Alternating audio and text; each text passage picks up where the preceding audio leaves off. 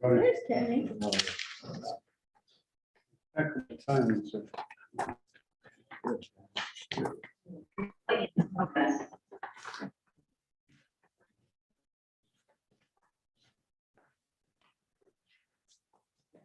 Ready? I'll make you stand back up, so. You ready? Okay. We're going to call tonight's meeting, June 9th, regular meeting of the Inland Wetlands Commission to order, and we will begin with the Pledge of Allegiance. I pledge allegiance to the flag of the United States of America and to the republic for which it stands, one nation, under God, indivisible, with liberty and justice for all. Okay. Communications, right? There you go.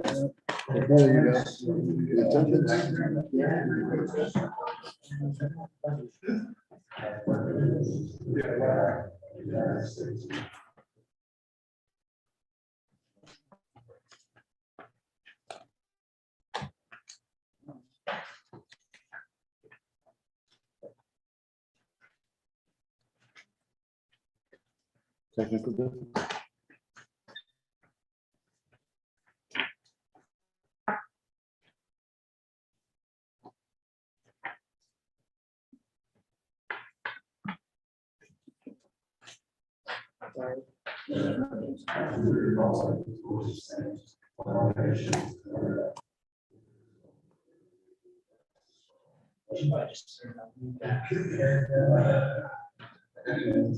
No, he's remote in there. Okay. Give us a second.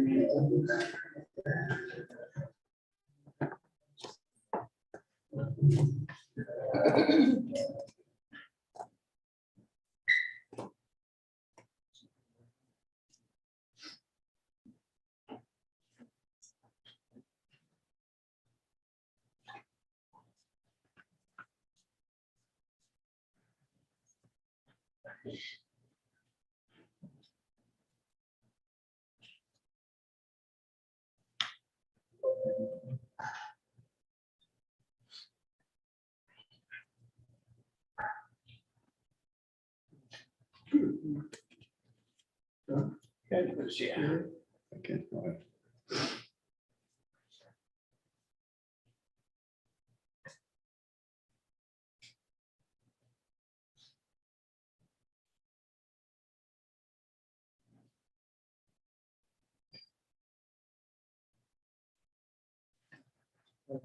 Okay, you all set?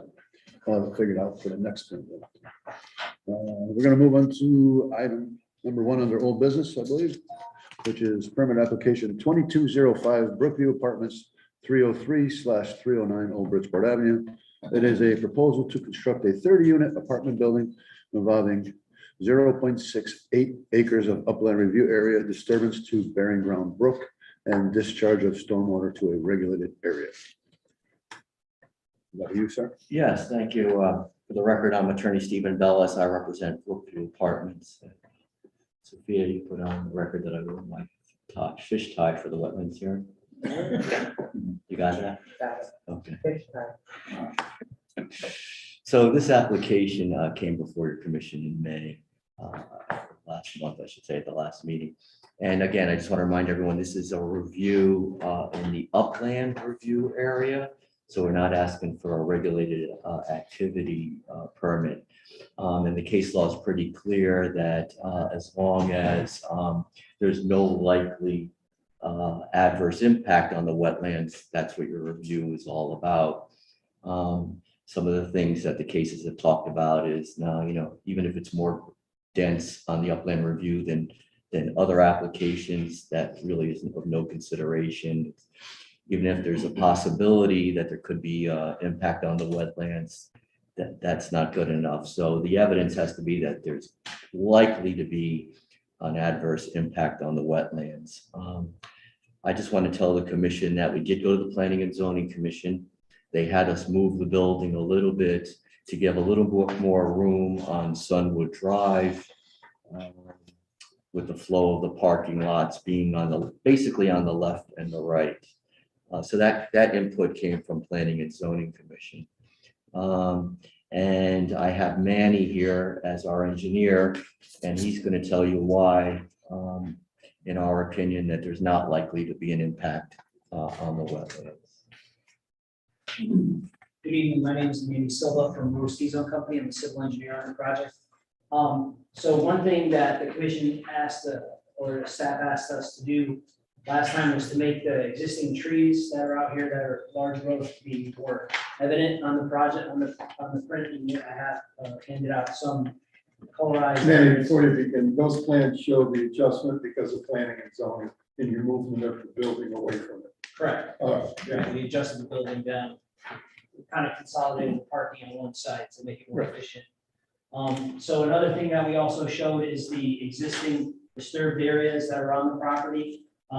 Here is Hunan Pond, the existing building, and then their back patio lawn area, which is right up against this wetland here where the retaining wall is, where the brook kind of channelizes. They then have also a parking lot here, kind of a lawn area here, which will now landscape and eliminate. And then they have another big parking lot here, and then one across the Sunwood. Sunwood Drive is a private driveway that goes to Sunwood condominium, which is right here onto the left-hand side. Some of the improvements that we have here is that currently all this impervious area, the building, the parking lots, and all the activity that goes on in this parcel right now just discharges straight into the brook. It's uncontrolled. So there's no water quality, there's no catch basins. All the oils and garbage just kind of flows right into the brook right now, which then runs down here and then underneath Sunwood Drive and then out to the other side. So what we have, and again, I'm just showing these trees because these large growth trees we're going to be replaced and supplement them. Again, what we're doing is there's an existing building that Mr. Blakeman has built here on Ivy Grove Court. It's going to be a kind of a bookend on either side. It's very similar building to that one that's existing. And we're just going to be here on the Sunwood Drive side. So we're going to have a driveway coming off of Sunwood Drive, small parking lot here for the that's the east side of the building. That's going to come up to the west side. This is on two different elevations, kind of to follow the topography of the existing grade that's out there right now. And then the most important thing is basically how we treat the stormwater. So right now, all this stormwater kind of just flows right into the brook. What we're going to do is catch that into a stormwater system with various catch basins, and then go to each catch basin will have a hooded outlet. So all the floatables and bottles and things get caught in the actual catch basin and not downstream. And then we'll have a vortex unit, or in this case, a contact soil concentrator, which will then slow the water down inside the actual unit, drop all the floatables and sediment down to the micron level into that basin, and also catch any additional floating oil or bottles or rags or anything like that inside of the unit. And then that'll go into this underground gallery system, which is where the water will be held, cooled, and infiltrated into the ground so that it'll go into the groundwater and recharge the groundwater. Now that's all part of our treatment train from the catch basin all the way down to the gallery system. And then any overflow from this will be metered by this control structure to a flared end and then to a infiltration swale. This is kind of another treatment swale, and then it'll let water kind of trickle over on a level spreader down into the existing brook. So what this is, the actual proposal will reduce the impact of the site currently. So we're actually going to have an improved condition. We're going to reduce the runoff to the brook at the 2-year storm by 8%, 5-year storm by 17, 10 by 20%, 25 by 22, to 50 by 25%, and 110%. So, 25% less water is going to come off of this site into the brook than there is today with this new proposal. And what's even more important is that our water quality will be greatly improved because currently there is no water quality influence on site at all. so that the little water that we are going to be discharging into the brook will be clean water. And with the included recharge of the groundwater table with this gallery system here, because that'll be open bottom. And then, so another thing staff asked us to do was create a phased soil erosion control plan to further protect the site. Let me ask you a question, so just I'm clear. That's all contingent upon what you're gonna submit, a detailed grading plan, so we make sure that all the flow is included. Right, so this is the detailed grading plan. Basically, we're gonna grade out, we're grading everything into the catch basins that are here. And then that'll be collected into this system here. And then any overflow will come here to this infiltration spill. So there is no water that's gonna be directly discharging into the brook. I couldn't quite see the grading plan. Yeah, no problem. I understand. That's on SP2. So SP3A is what staff asked us to do, which is a phase soil erosion plan. So this is a soil erosion plan from phase 0, so that we have to establish prior to any work being on the site. We'll create 2 temporary sedimentation basins, which is just basically a hole in the ground, one here and then one here. We have a little calculation here for how big they should be. We should have 143 cubic feet of water held, but we're going to hold about 508, so we're going to exceed that. Also, based on the DEP water quality volume, we require to have 3,000 cubic feet of water being held for the water quality volume. We're going to hold 5,500, so we're going to exceed that by 50%. We're around there. So on this, we're going to create these infiltration, these diversion swales. So if it rains while we're working on the site, the water gets caught in these diversion swales that then have hay bale check dams. That's what that blue, those blue little triangles are, or arrows. It's basically hay bales that are in a deep formation with silt fence behind them, and that will stop. Remove any sediment in the water as it goes to the temporary basins, and then the water sits in the basin, drops out of the mud and stuff, and then holds the water there instead of it being washed into the river. The site itself will have a reinforced silt fence right along the limit of disturbance, which is a silt fence with hay bales behind it so it doesn't fall over. And again, that's to protect the waterway and adjacent properties during construction. We then have our erosion control plan, and once we have our structures in place, and our structures will have silt sacks in them, so that the water does go into them during construction, the mud gets caught in silt sacks and not go into the system itself. Once the site is stabilized, we'll pull those 6 silt sacks out, and our catch basins will be clean and ready to go like they're new. Then I'm just going to go through this quickly. And again, these are all the reasons why we believe that there will be no impact to the wetlands from this project. Here's that detail of the silt sacks. Basically, everything goes in there, gets caught, and once we have the site stabilized, we pull that sack out, and there won't be any sediments inside the actual structure. Here's that reinforced silt fence. So the silt fence will be facing the area of disturbance. The water will flow against it, and the silt fence will be held up structurally by this hay bale behind it, so it doesn't flop over. These are temporary sedimentation basins. Basically, we'll dig out an area that's about 2 feet deep.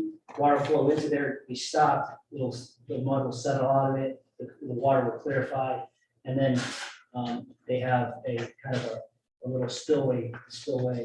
In this case, will be 25 feet wide for that clarified water to come out. But again, then they'll have to go through silt fence and the hay bales again. This is just standard construction details, curbs, sidewalks, things like signs. And then this is our stormwater control. I think stormwater unit, which will clean the water.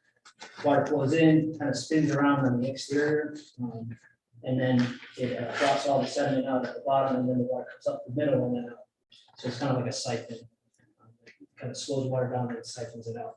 Each catch basin will have one of these hooks, basically, so once the water starts filling up, it'll start coming out this way, but anything that floats inside will be stopped by the hood itself. It won't go down the pipe. all oils are supposed to stay in the catch basin itself. And then that's basically the site plans. That was another project. Patrick, if anyone has any questions, again, I'd like to reiterate that because of the uncontrolled situation that we have out there now, and it's an active commercial use. Now we'll have residential use that we'll have stormwater controls, we'll have a reduction in stormwater flow, increase in stormwater quality, and basically a use that will decrease the impact to the wetlands that they have today with the commercial use. Thank you. John, comments? Yeah, first off, yeah, appreciate you putting in that together, that two-phase erosion and sediment control plan. It's something that is really needed on a lot of these sites. So it's a good effort in that regard. And also the efforts for water quality renovation that did not even exist at the time that the facility was first constructed in the early 80s or late 70s. But that being said, one of the things that came to mind when you were presenting about the plan about the trees and minimus impact to the watercourse itself, it looks like we have, as I look at it, a number of 24-inch, 18-inch, 18-inch, 28-inch trees, which are significant overstory trees. How many of those that are actually listed there are actually going to be maintained or can be maintained as you envision? And that kind of leads to the question of providing cross sections. Several cross sections in the area to demonstrate the relationship between the elevation of the stream to your parking and grading, and particularly recognizing that the average root system of any tree is 1 to 1.5 times that the spread of the crown. So even those trees that are beyond the total fill could have a significant impact to them, if not immediately over the long term. You did talk about supplemental plantings, but the question is what type of supplemental plantings could possibly be envisioned for that. So that was as far as some of the comments tonight, is really demonstrating the loss of the canopy along the brook, because it is particularly the parking that's been shifted is so much closer to the brook than the relationship with the building, but also in comparison to the other aspect of the development that took place a few years back that seemed to do a much more respectful job maintaining the riparian condition. So as I looked at my comments, I know council mentioned the intensity is not an issue, except when that intensity has an impact on the resource itself by the loss of, and those loss of vegetation in adjacent to the watercourse or the wetland, the regulated area. We've gone up about 60%. So some of these I just kind of re-highlighted from the May report to, in some way, I don't know, I know you're kind of, working with P&Z as far as addressing some of the shifting from Sunwood Drive, and the commission's goal is to try and shift things away from the brook, to try and find some middle ground there. But one of the things I think would be helpful would be the cross sections, particularly in those areas that are presently vegetated and will no longer be, and then how to address that loss of canopy. Those two predominant comments that I would have. Okay, so what we envision is basically 1, 2, and 3, 2 18 and this 28-inch will be impacted. Because of we are going to be a 6-foot, we're filling this in by 6 feet here, so there's going to be some fill in that area, but we are going to preserve these 24, 20, 18, and all these here that are shown, and then we are going to supplement 3, and we can do more. 3 white oaks here, kind of supplement that canopy here, and then we're going to have kind of a planting berm up here, kind of screening sunwood, and that will have 3 cc, which is eastern redbuds up here. But again, we could, address planting some trees here at the base, but, one thing that I'd like to kind of show, because we had a comparison, basically how well we did here. And the parking here, I mean, you can see is right out along the wetland line also.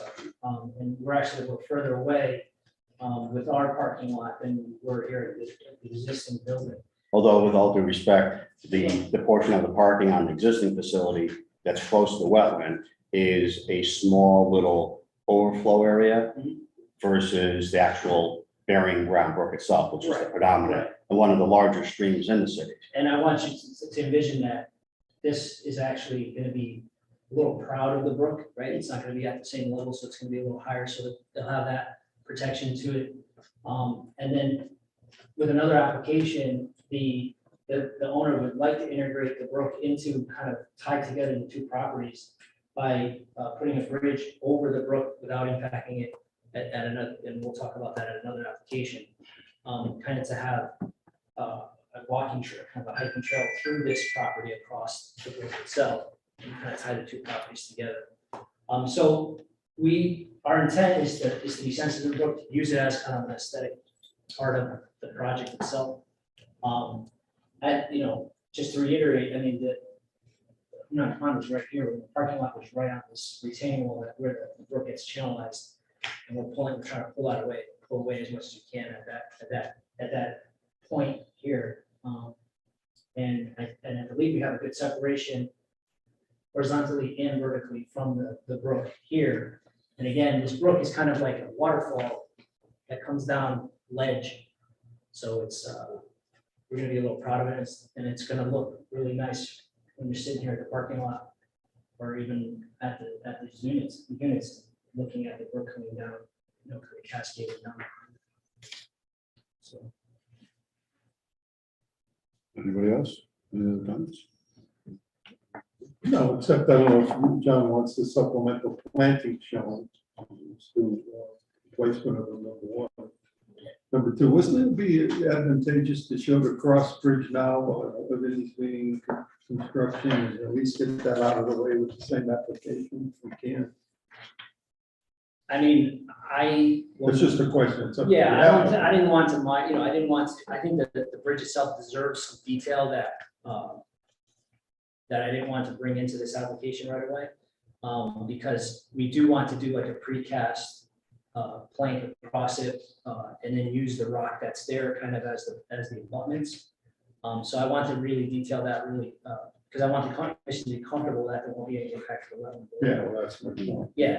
Yeah, so, Does the bridge is designed or envisioned to be just for footpath? Yeah, it's just, to take advantage of looking Is it at. gonna go from parking lot to parking lot between the two parts of this? Is it, the property line is gonna be merged, I understand, correct? correct, it's gonna be all one property, It'll be one property, so it'll be part A, part B, so to speak. correct. And It's gonna be a stone ash footpath that then goes to a precast plank across. But is, again, that's gonna be, I think that's a detail for another application. oh, yeah, and the footbridge idea is actually can be, functionally benefit Right. and as an attribute, more so than the parking as an attribute. So once you get to the other side of the bridge, it doesn't look like there'll be much room even for a picnic table for the residents to use. No, you're gonna have to, So- the pathway's gonna have to come to behind the building, and there's gonna be a flat area there. So you're not ready to do that? You want to take? No, I really want to, respectfully, I wanted to give that its own.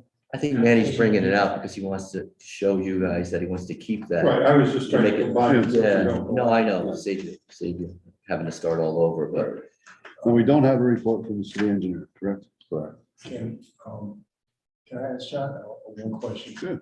And with something being this close, all right, what is the area like in terms of floodplain, things like that? Et cetera? Well, the Bering Ground Brook is one of the larger streams, no comparison, of course, to the Housatonic River, the Farm Mill, but of the named streams, it's one of the larger ones. It does have a dynamic flow rate to it, because it's probably one of the more urbanized streams within the city. I don't recall how much watershed is upstream of this.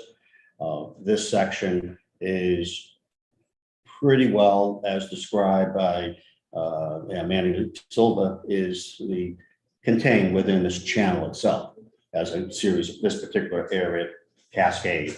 However, as you get further down along Canal Street, it becomes much more dynamic because it picks up even more urbanized flow from the Route 8 highway.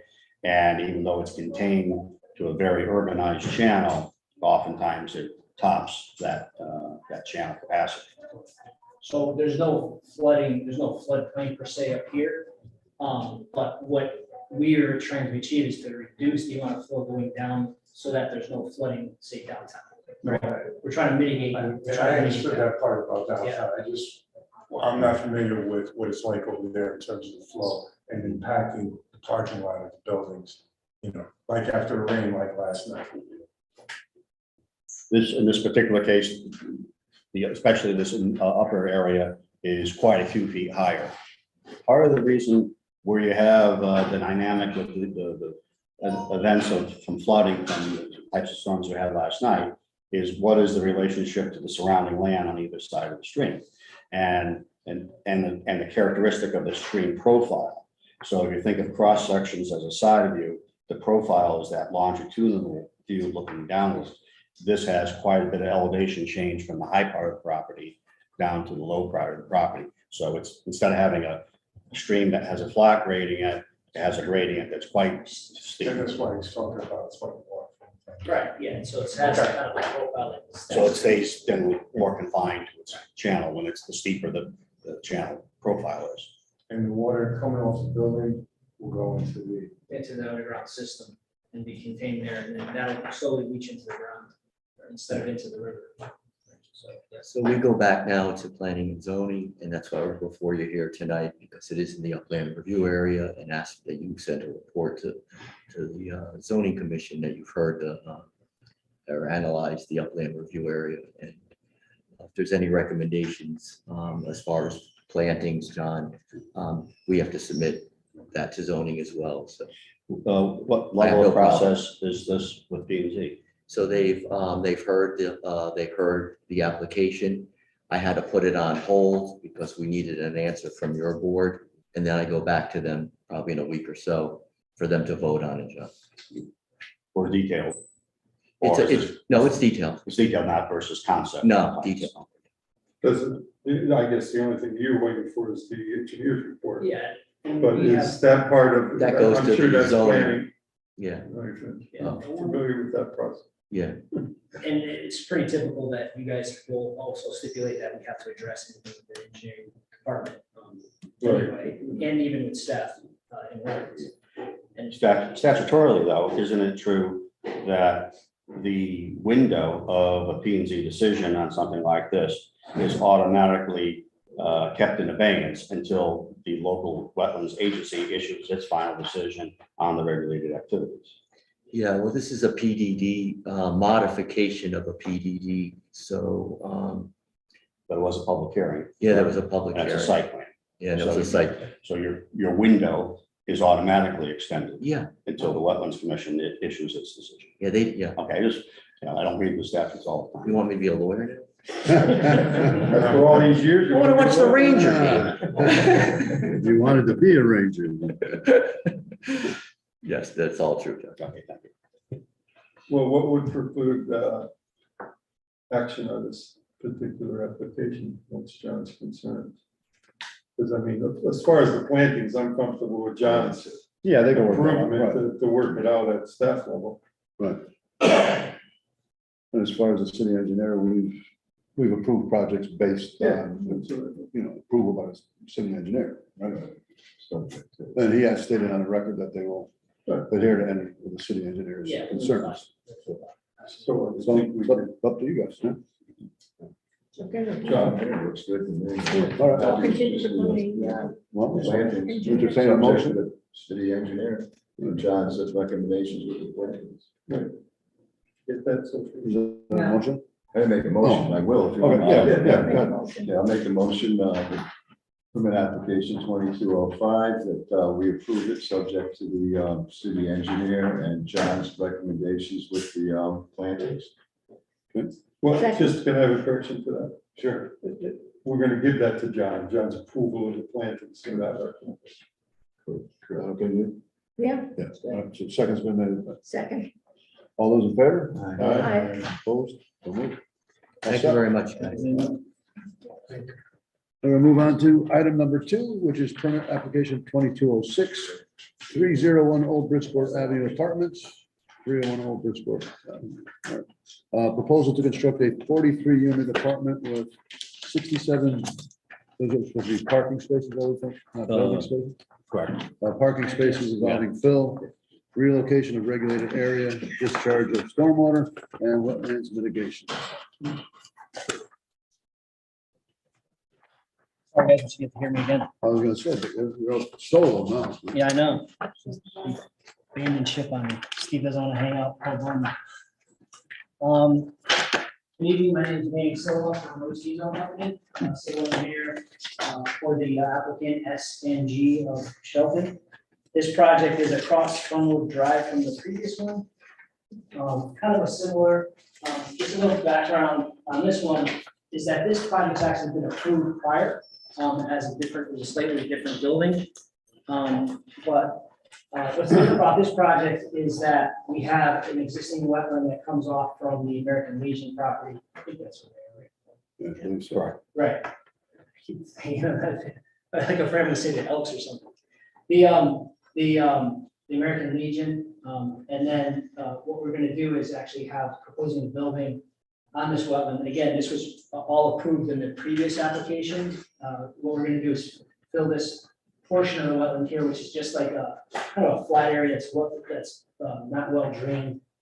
And then relocate the wetland here more adjacent to the brook. Again, I took staff's recommendations and kind of highlighted where the existing paved areas and buildings are on this property. So we have, this was parking for the, on originally here across the way. There's a house here with some, I think it was used as a commercial use, but it looks like a house. And then there was asphalt parking in the front, and there was another parking lot here.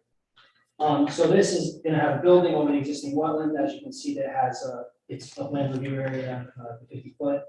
And then we have a parking field to the east, and then a small one to the west. Again, right now, all the drainage kind of comes off this parcel and then down into the brook right here, where it comes out of the three 36-inch RCP pipes that are underneath Sunbrook, and then goes down a channel past this building here, and there's a house up here. So what we're going to do is collect all the stormwater in these in a catch basin system, except since we have some wetland area that comes off of some water comes off the American Legion property, we're going to have an infiltration swale here, kind of water quality swale. Kind of pick up that water. It's going to be made of grass, kind of help filter out that water, and then that'll get picked up here at this riprap plunge pool area here, and that will be then diverted around and straight into our mitigated area. So this is going to be the new wetland that we're creating. And then this new wetland that we're creating will have an overflow, riprap overflow that will then go into the brook. So the stormwater that comes off of the roof and the paved area is going to be another system that then connects to a underground gallery system similar to the other project.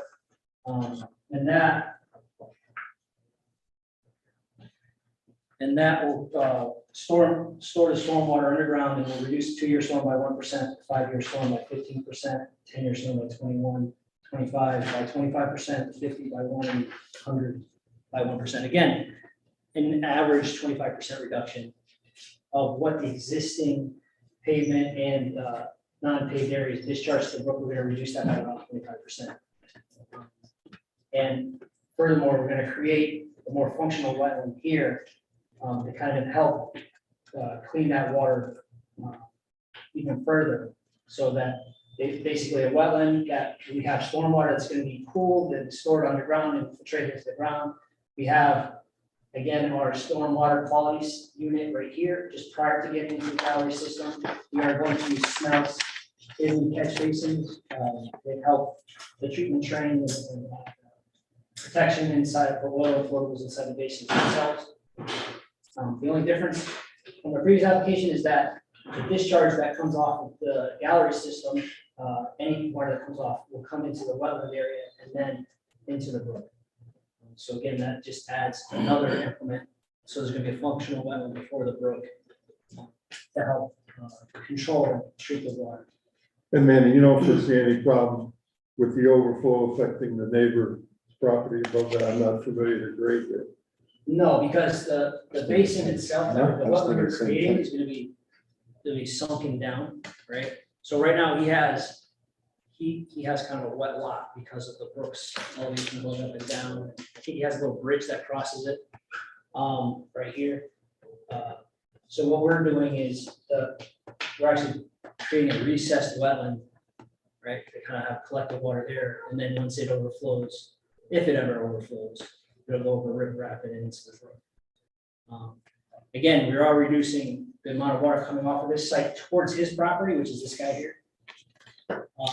We're basically collecting nearly 100% of it, right? And then controlling it into the system and then discharging it to this wetland, which then goes into the brook versus the water going over land right through his property. Yeah. Do you have a cross-section showing that in close to large scale to demonstrate what you're describing But cross section, I don't have a section, through that, like, so you can, again, I do, a side view is, it makes it easy, you have the plan view looking downwards, but that cross-sectional view yeah, is quite helpful to look at the bearing ground brook as it hits the property line, the transition to the embankment of the mitigation area, and then that recessed area that you referred to. yeah, so kind of, I mean, I didn't draw a cross section of the brook because it was done. This portion of the thing was done with the previous application. This was kind of approved already, this relocation of the wetland. But we're gonna be coming down at around 5% off of the property. This then is gonna drop down, looks like 8 feet, right? It's gonna drop down 8 feet, create this wetland down here, right? So there's gonna be some water and stuff in here, and then there's gonna be another embankment that kind of comes up. And then the brook is kind of channelized, it has like a concrete wall on either side. Right, so this guy's property here in the back is kind of like up here. Right, so the water would have to fill up to 8 feet for it impacted his property. And in fact, if this is actually gonna mitigate a lot of his water issues, because now there's not that sheet flow going into his property from this property uphill of it. Right, because all the water that's raining down on this parking lot, this roof, it used to just sheet flow into his property. Now it's gonna be collected and they put it into the ground and then discharged out here. But isn't most of his property on that side of the brook actually wetland soils? Correct. Okay, correct. And that's, So it's not just a sheet flow, it's actually wetland. well, because Because then it's there's being no- fed, well, if you could imagine, if it's a wetland because there's enough sheet flow coming off of here, right? That then goes to that flatter area on his property. It contributes to the. Right, yeah. Right. Yeah. So and it's kind of the same thing with this wetland that's coming off of here from the Legion is that it's because there's a knob right here, it's sticking up. Right, that stops this from just flowing into the brook. And that's why there's a wetland there. I got a question for you. Now, in your proposed overflow unit, you have an item in there that says cap and abandoned existing 15-inch storm pipe. Right, so there's an existing storm line that comes off of Sunwood that crosses this mitigated area diagonally. So we're gonna have to reroute it, so that it comes around, it comes directly into the pipe. Is that still carrying all the road drainage and Yeah, whatnot? it carries the right? road drain right So where is that going to be relocated? now. Let me just pull it up. We were gonna, it's gonna be connected directly into the culvert. I think the original proposal had it kind of coming into this wetland. I don't want the road drainage going into the new mitigated wetland because it doesn't have any water quality treatment. I don't necessarily want to use the new wetland as a water quality implement, even though it serves that purpose. I'd like to keep the road drainage where it goes currently, which is just discharging into the brook. If the commission would like me to connect it into the wetland, I guess I can do that. No, I'd rather see it go back into the street because Right. obviously you've got Yeah, your I like to most- keep your the cleanest water down street there. drainage, the road drainage separate from our drainage on the property. But I would like to see it also on the plans, because you know, Okay. when construction starts, sometimes, Yeah. you know, those things Yeah. get a little overlooked. So, Yeah. all right. Mr. Chairman, I mean, looking at it, it's the only thing that, and I think the answer to it is the protection of that property owner.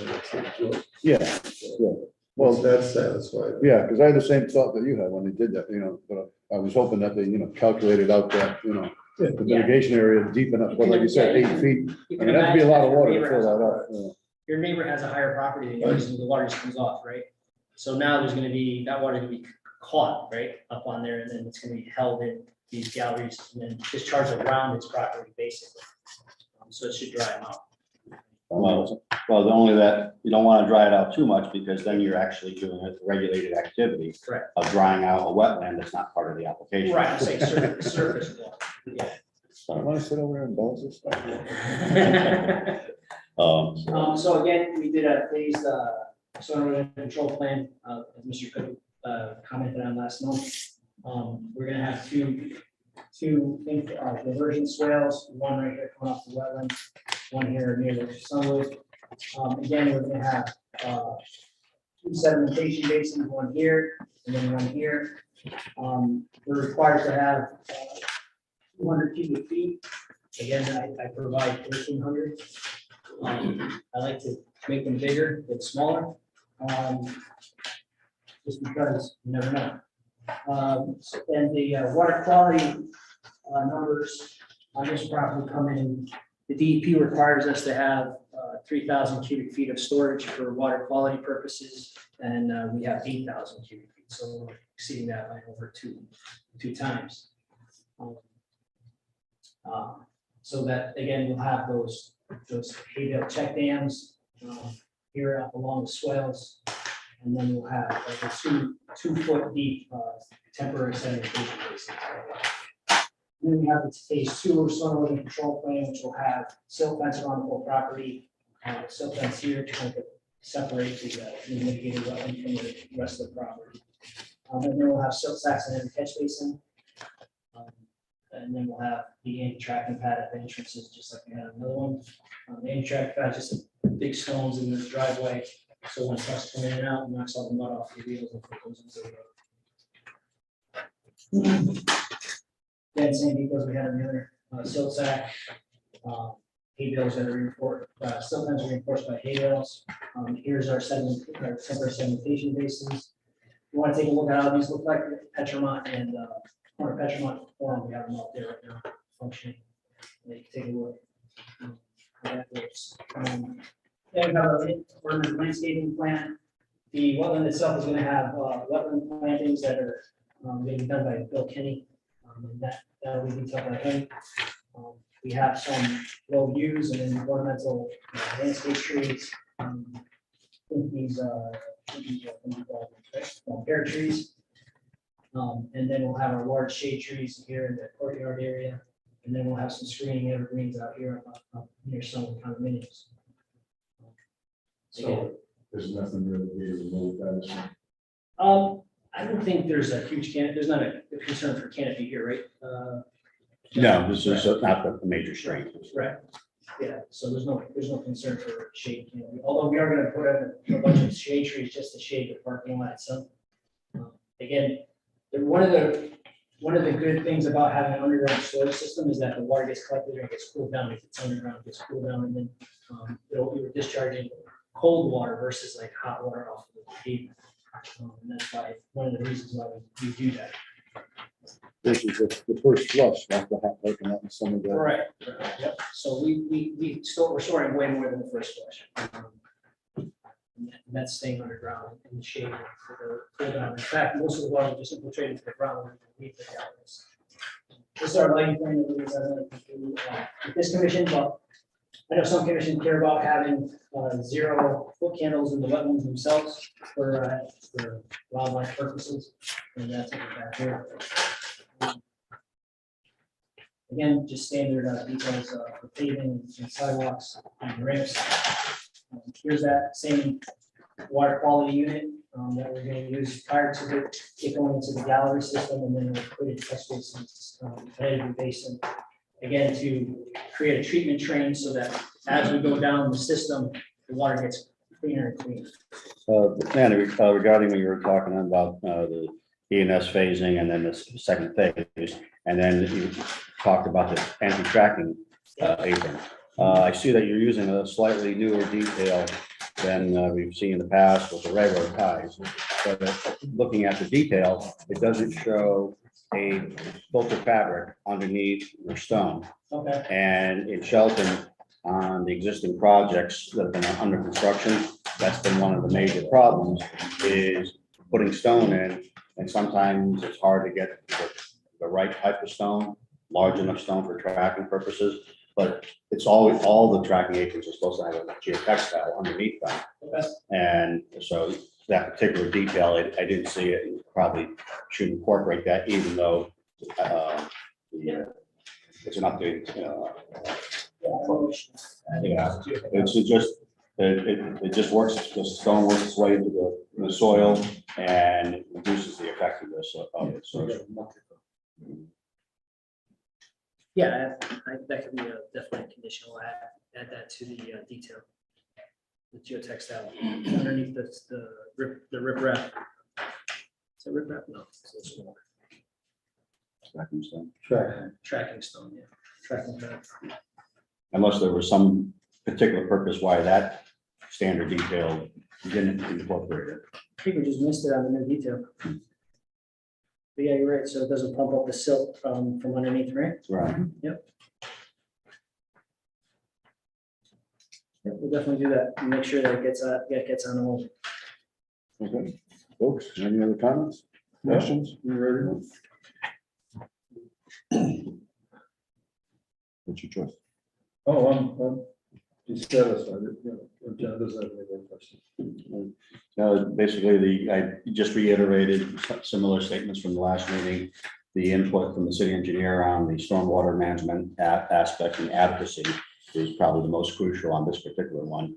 And then again, striving to, when there's a revised or new plan, I, as a staff member, always recommend the commission, well, the new plan should actually strive to reduce impacts, even if they're increasing the number of units, but we reduce the regulated activity to the extent possible. But other than that, I didn't have anything further. And like the other one, the engineer has to also submit it to P and Z. Yeah, right, so, yeah, we need a approval from the city engineer. We want the pipe shown on the plan to be relocated out of the overflow and back into the city system, and then installation of the geotechnical fabric underneath the tracking. Anything else? No, make that a motion. Motion's been made, second. Charlie, okay. All those in favor? Aye. Opposed? Thank you very much. Have a great night. I think you did a nice job on the drainage system, the way you incorporated different, different means of, catching the water, purifying it. I think there was a. You might as well follow through on that fabric and across the street plan. Yeah, no, I'm gonna change the details so it gets that way. Yeah. So Mr. Kenny's done quite a few projects, and John's always been good, so tell him that. Yeah, I will. He's under the gun. So. Okay. We don't want anything less than his best. So. I'll make sure to. All right, thanks. All right, we're gonna move on to new business then. We have one item under that, which is permit application 22-07 River Road Residential Development. Something 453 River Road. It's a proposal to create a 152 unit apartment complex consisting of 4 buildings, a clubhouse, 274 parking spaces within 0 0.05 acres of regulated area disturbance, 0.43 areas of upland review area disturbance, discharge of stormwater to a regulated area, and 0.20 acres of enhancement or restoration. Gentlemen, please, ladies, please identify yourself for the record. Good afternoon, Mr. Chairman. Patrick O'Leary, TD Senior Principal of PhD Road in Huddersfield.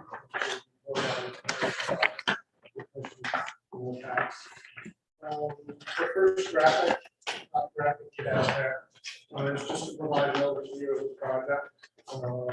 We're looking at constructing 4 buildings on River Road and Quorum here. To get you oriented, Cumberland Farms just right across the street over here, so that you can kind of get yourself situated across there. Great deal of topographic relief on this side, 40 feet from River Road up to the top over here. So it's designed as, will act as a 2-tiered site. This will be the lower terrace down here, upper terrace, full access to Forum Road, as well as River Road down here. We're here this evening because there are wetlands on the site. Each wetlands were delineated by Jeff Peterson as well as Jeff Shamus, PhD.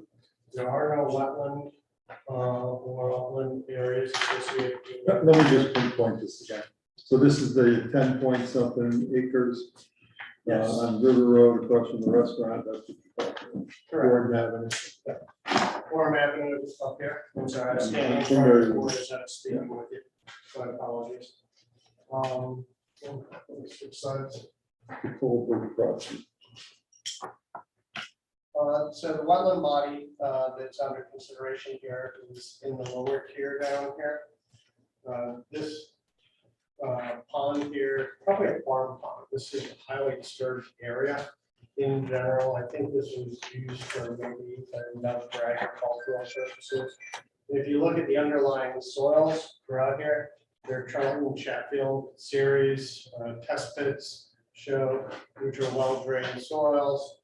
Test pits in and around the area, which we've got a great number of for the drainage and buildings as well, show generally sandy, gravelly soils down 25 feet with no water table. So I think what happened here is this is a surface water collector, but surface water coming down off the hill. There's a small drainage facility that comes through here, hits the pond, and then ultimately is discharged over to a DOT culvert. The culvert is almost directly across from Cumberland Farms. The area that we're talking about, and if you go to the second print. Yeah, to make it easier.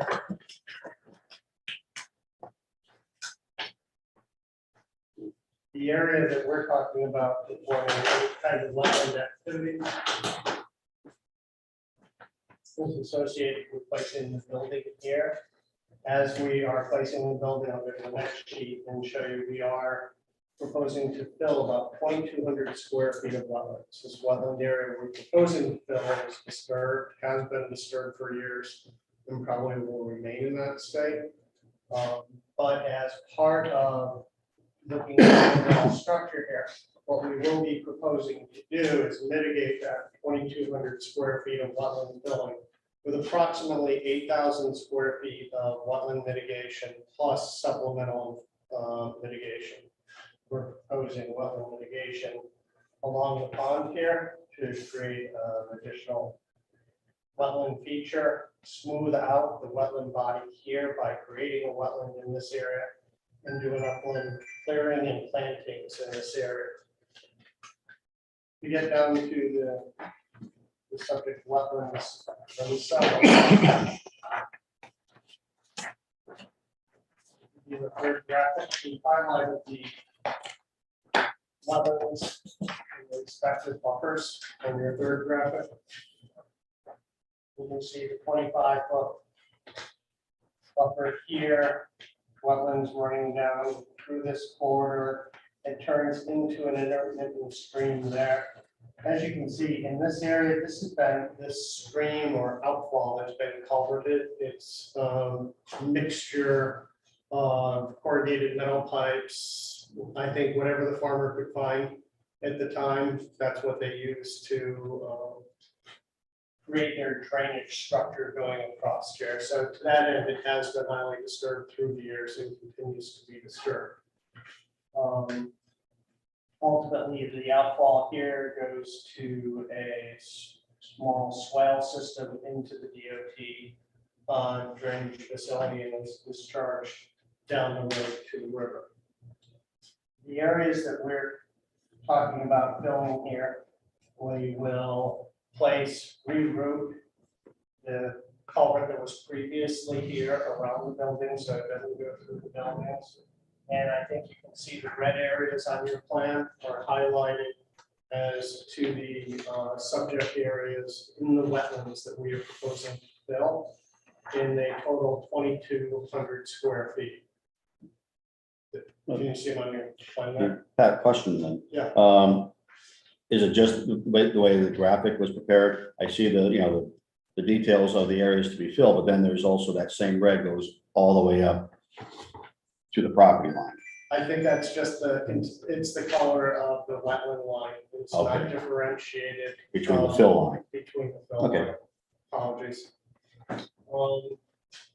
And so in order to fill these areas here, replace and relocate the culvert and work within this area for the proposed units here, we're talking about disturbing and filling 2,200 square feet of wetland. We understand we're cognizant of the importance of wetlands in Connecticut across the East Coast and how much has been disturbed so far.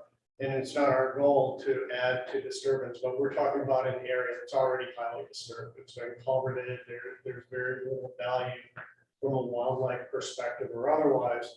And so what we're choosing to do and what we're suggesting, hopefully you'll agree with, is coming back to the main body of the wetlands over here and focus on improving that across the board. So we have 4 different types of mitigation that we're proposing here. We're actually creating new wetland with wetland soils and planting down here. So the wetland will be less irregular and more continuous in its flow.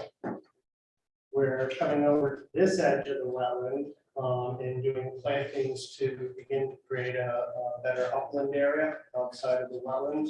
We have a stormwater management basin over here. We're receiving stormwater. I'll talk about the stormwater in a minute. And there will be an overflow if ever necessary down to the wetlands.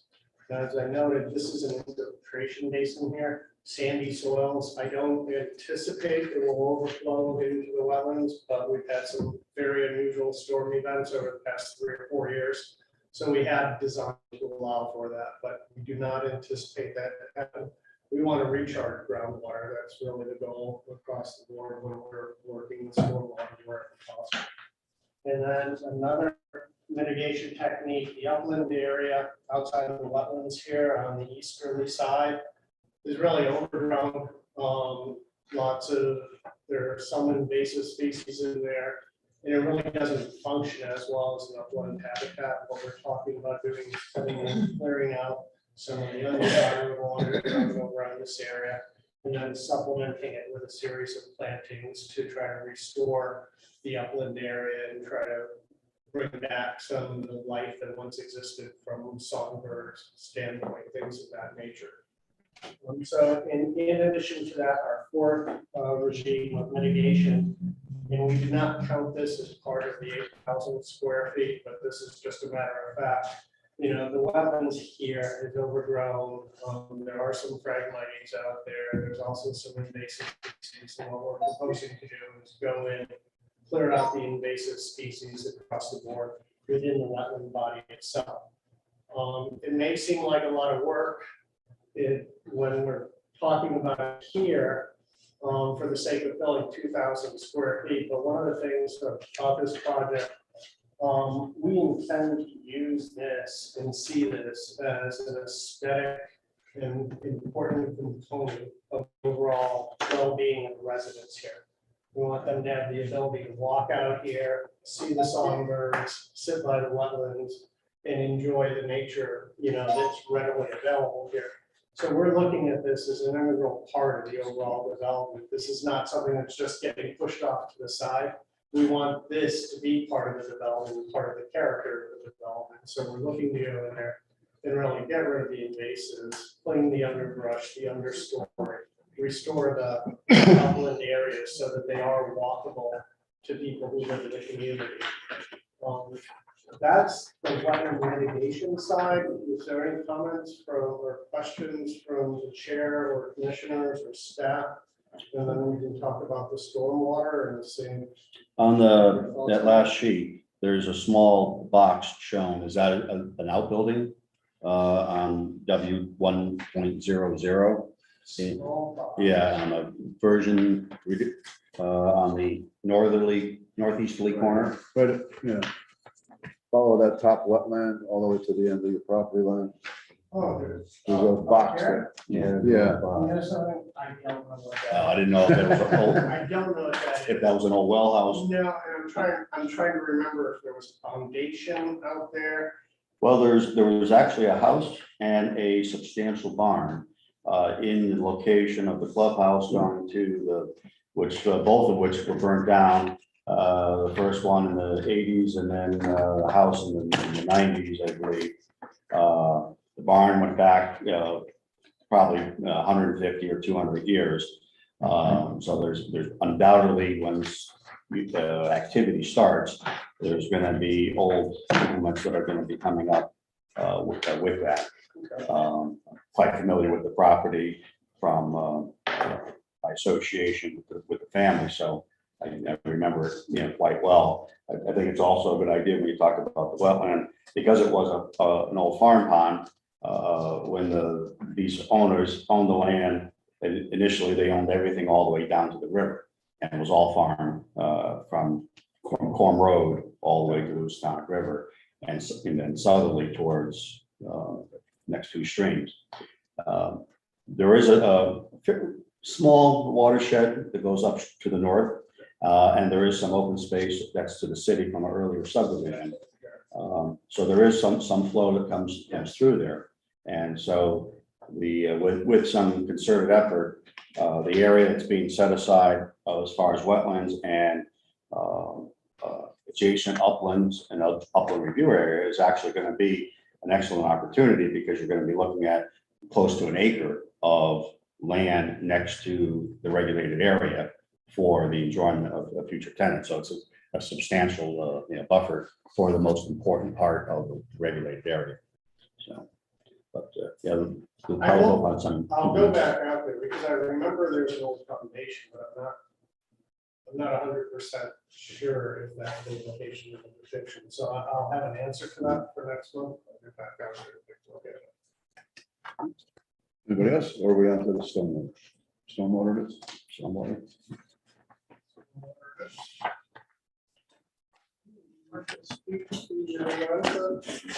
Says Emma Brewer. Sorry, what did you? He's a senior project engineer with the PhD in collaboration with the stormwater system here. So I'd like to let her have an opportunity to explain. Sorry, just identify yourself. I'm a brewer, PhD. So I worked on the stormwater system, which is broken up into 2 tiers, same as the development. So on the upper tier, these 2 buildings are mostly situated on ledge. So we have 2 detention systems that will take the runoff from the 2 buildings and the surrounding parking areas. Both systems are being treated by a water quality unit before going into the detention system, and are controlled by outlet control structures. So both of these 2 systems will come together and discharge into this stormwater basin. And this basin will allow for infiltration, which we can't get on the upper tier due to the ledge, but we can get down here with the sandy soils.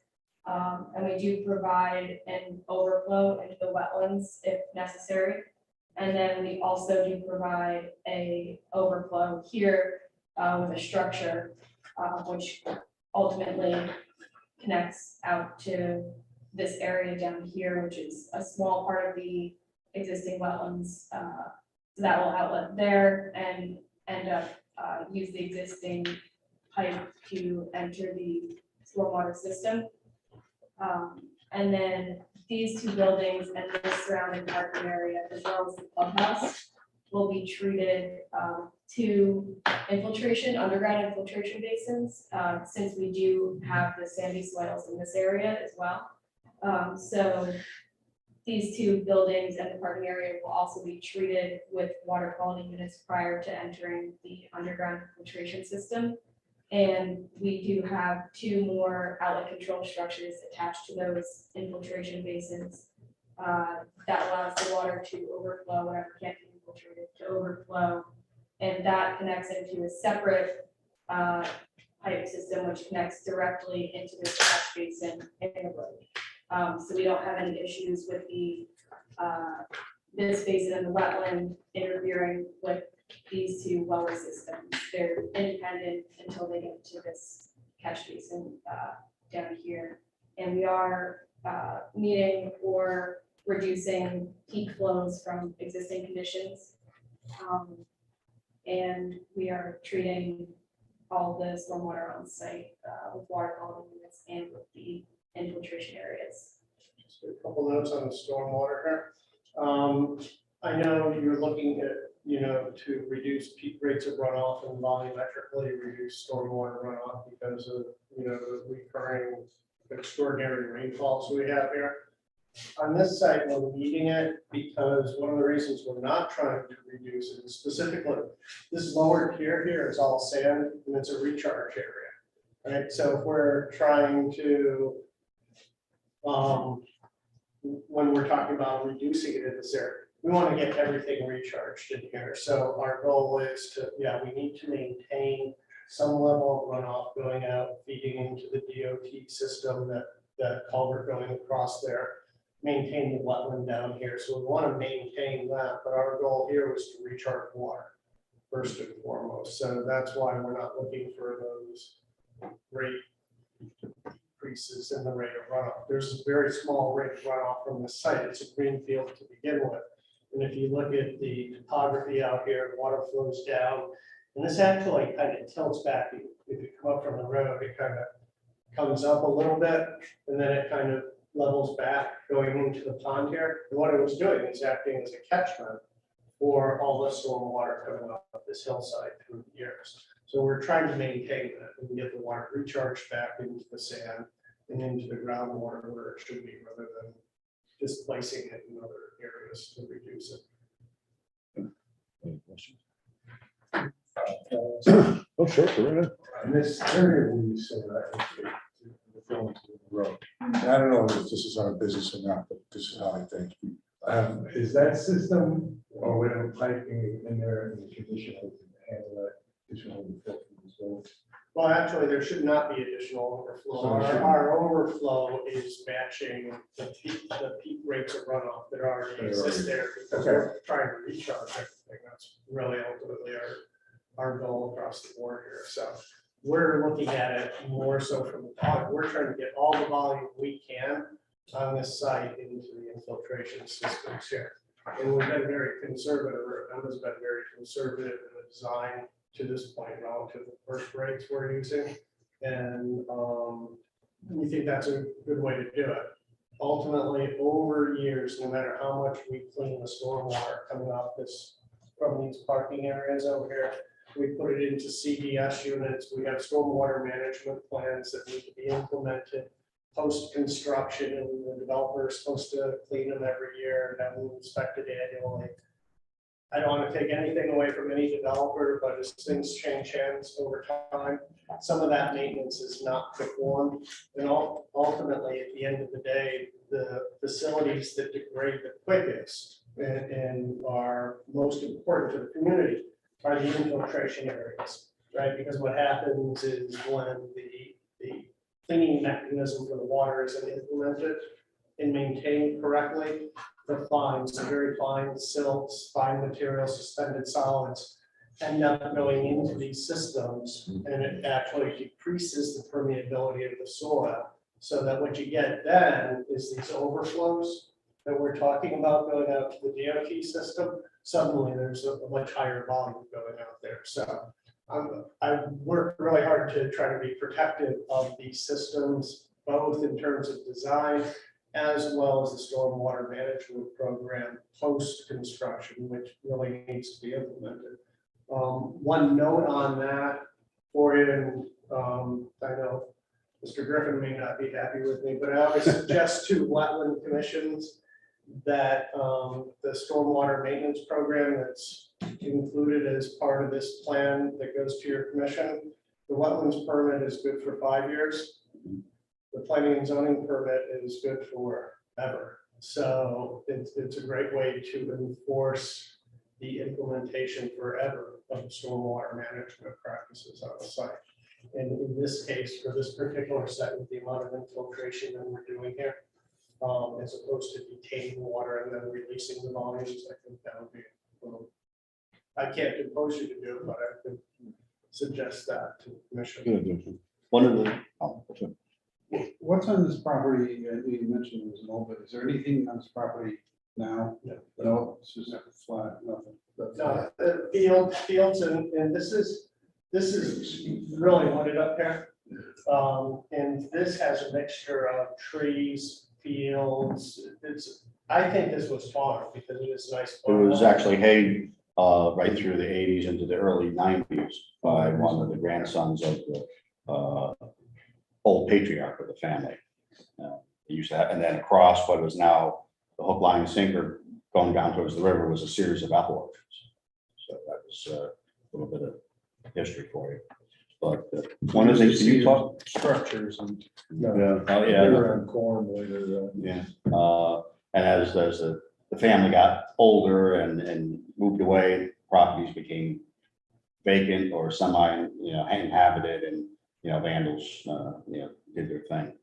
But could you talk a little bit, it's something that's coming more and more prevalent. You highlighted with the infiltration and for the commissioners at MS4. And I know that's something that city engineer is going to be looking at, but it's a concept that's going to become more and more common for all the boards and commissions. So if you could just touch on that. Yeah, actually, we're very familiar with it. I practice in New York as well. The White Plains office, and I actually founded our New York entity for VHB.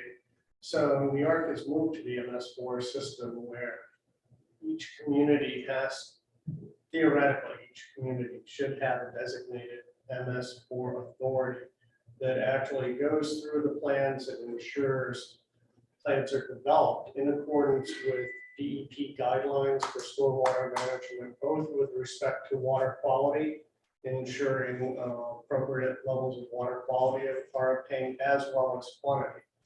And so at some point in time here in Shelton, they will have to designate an MS4 authority. It could be their engineering department, wetland department. Some people are use third-party consultants for that. But what that does is force a more intensive review for absolute compliance with DEP guidelines, TUIs in Connecticut. It's taken a long time. This was supposed to be implemented about 10 years ago, if around somewhere. And it's still not actually implemented here. But, And with Shelton, it's the city engineer now. okay. And but what's so striking and poignant is that some of the things that are incorporated with MS4 are some of the things that the Wetlands Commission had been, to their own limited jurisdictions, have been focused on for decades. And now through other higher authorities is coming down as a record. But That's true, because if we weren't doing this building here, for example, we wouldn't be before you, right? And the stormwater system could be, or could have been designed in a much different way, where they would have just taken the water, put it in some kind of detention system, held it, released it out to the DOT system, maintaining the same peak rates of runoff, and you wouldn't have attained the water quality, and most importantly, you would have completely lost out on the recharge in that type of system. So I didn't think about the importance about how applying that in communities where the MS4 is the engineering department or DPW or something like that, it becomes very important to your community now, because they're going to be forced to manage stormwater in accordance with all the key guidelines. I had some comments, but I can run through this very quickly.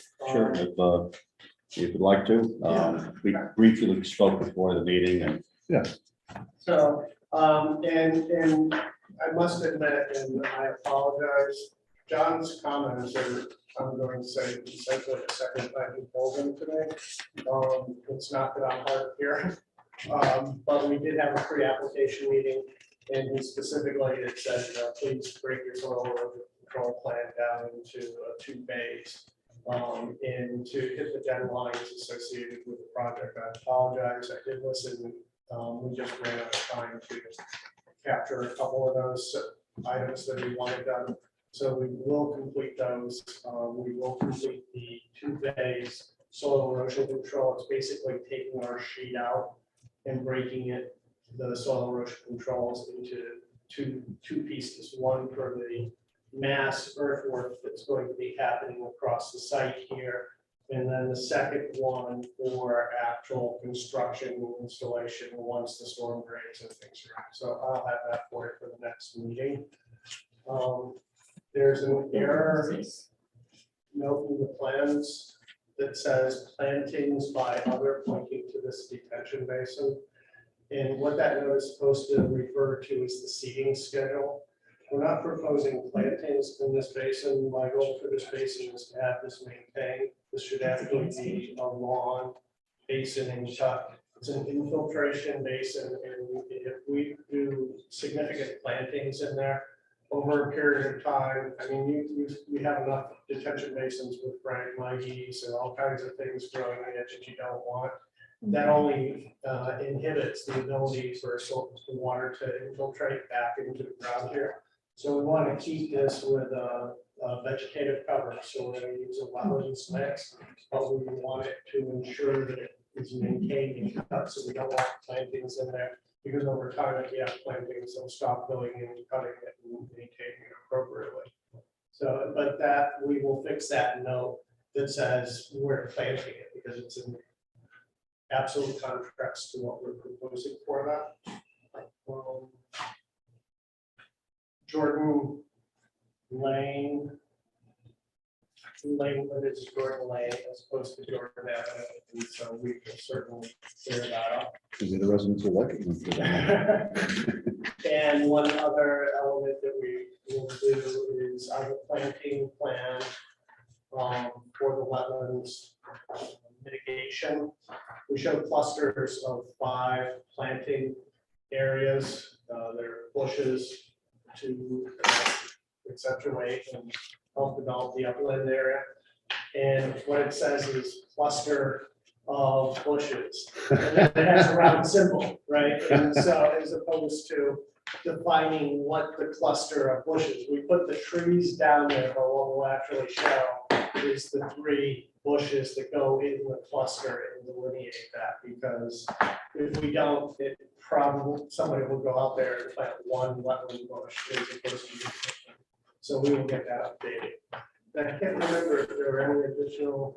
just that first comment where I talked about changing the scale as you did in this colored rendering. Yes, and you'll have a Focus on- full-size plan in black and white at that scale for the next meeting. Okay. Okay. Any other suggestions from? No, I like it. I think you did a very nice job. Eliminated a low value wetland and created a nice, nice wetland mitigation area. And I think you did a very nice job. Yeah, thank you. Thanks, Gemma. All right. Any other business? No, we just got the minutes. I hadn't, that's why I didn't put them on the agenda, so. Okay. No worries on that. All right, well, motion to adjourn then. Okay. Next meeting date's the regular meeting. You made a motion to Yes. adjourn? Second, please? So, Okay, I'll second. All those in favor? Aye. Opposed? John, the next regular meeting date is Thursday. Yeah. Yeah, we're gonna keep with our regular Thursday schedule. Kenny, it's just gonna be 6 o'clock instead of 7, so, and in this room, so. It was just the easiest to try to figure out what everything else going on, so. Yeah, 6 o'clock is not. Second Thursday. Yeah. Always a second Thursday. Always second Unless Thursday. it's something I weird. hope we don't have any technical problems. At 6 p.m. Yes, in this room until further notice. Do not touch the TV. We are-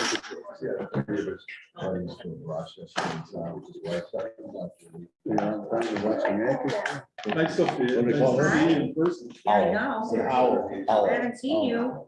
Okay. Buses. The microphone picks up whoever talks and it puts it on. Yes, we notice when there's Yeah. some kind of motion or Let's see, like, Where's the camera? Right, go ahead, talk and You're it'll, on. it'll follow you. talk, man. Say something, it'll look at it. Okay, hold on, hold on.